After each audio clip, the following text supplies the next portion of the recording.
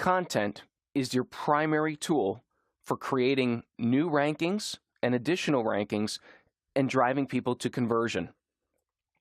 Search engine optimization, as you've seen throughout these lessons, is vitally related to your content. You need content to optimize in order to gain rankings. People need content because they're searching for answers.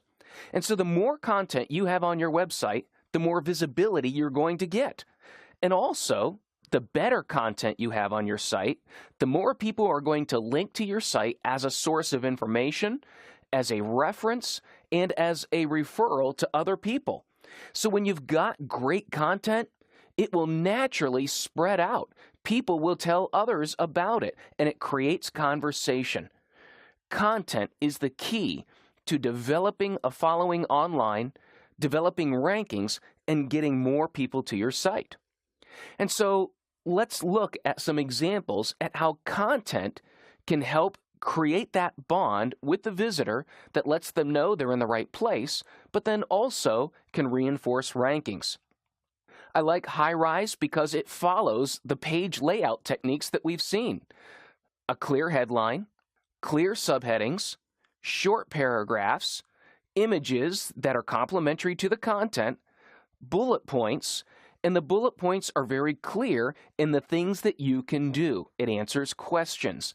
And in doing so, it not only focuses the content on the primary keyword, but all the problem solver keywords that are related to the overall concept. You can take a different tack, such as this website here, where it focuses on a cup warmer.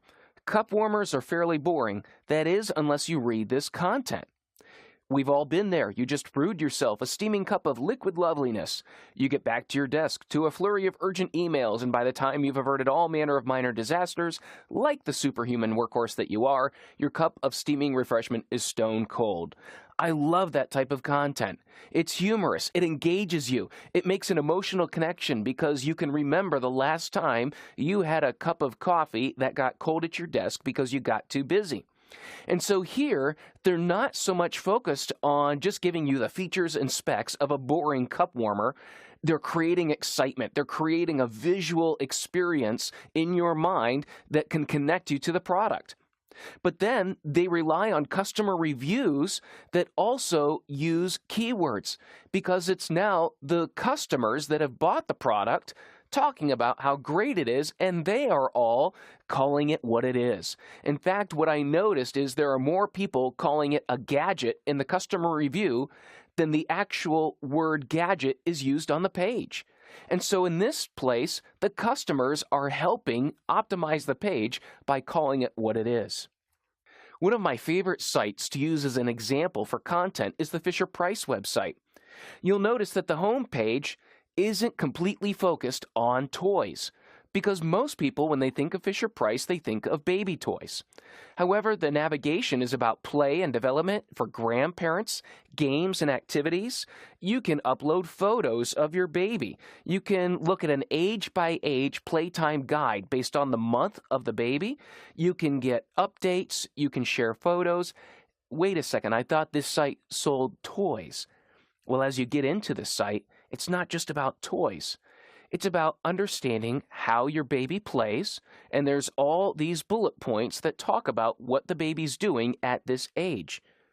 And then recommending the type of toys. You see, they're not selling toys. And then the types of toys that they're recommending, you get a playtime guide, you can get advice, and also for special needs.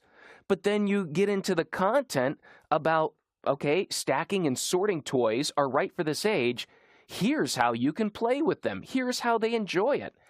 Fisher-Price isn't selling toys. They're selling on being a better parent or grandparent. They are selling information. They're selling satisfaction. They're selling an emotional response to, I want to be a great parent or grandparent because I want my child to develop and to grow and to learn. And so what Fisher-Price is doing is they are using content to become the experts in how children play and how you as a parent or grandparent can enable them to grow and learn and excel. They're selling confidence, not toys. And it's a wonderful way of creating that emotional connection. Another one is USB Cell. They simply sell USB rechargeable batteries. However, when you start looking at how they are positioning themselves, they're positioning themselves from an eco standpoint, that using rechargeable batteries saves the environments and helps the planet. And so what some of these sites are doing, they're looking for the need beyond the need. That is, someone needs batteries, or in the Fisher-Price example, they need toys. But what they're selling is an emotional satisfaction. Fisher-Price is selling emotional satisfaction of being a good parent. USB Cell is selling the emotional satisfaction of saving the planet. And so by making an emotional connection, the need beyond the need, you can assist your conversion ability as well as increase rankings for a common concern and making that connection, and you're educating the consumer. By educating them, and also by knowing who you are and what resources you have, you can give unique information. Maybe it can be humorous. Maybe you can develop additional consumer reviews that focus on the product and using key words that you don't have to. It's all about building content that connects to the searcher.